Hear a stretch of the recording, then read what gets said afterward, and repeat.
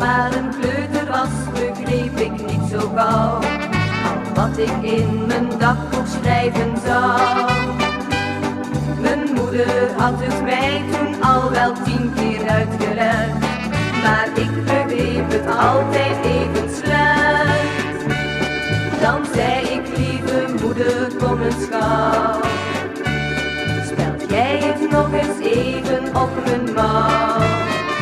In mijn dagboek staat te lezen wat ik tegen niemand zeggen mag, want mijn dagboek blijft gesloten. Wat daarin staat gebeurt niet iedere dag.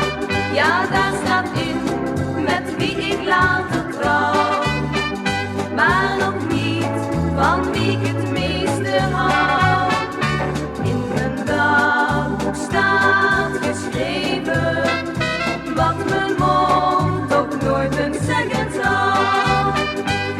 Maar toen ik al wat ouder werd, begreep ik alles goed, wat ik nu in mijn dagboek zetten moet.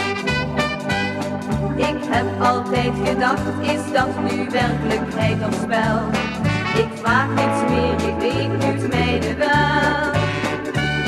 Nu zeg ik niets meer aan mijn lieve baas, maar ga alleen op mijn gedachten na.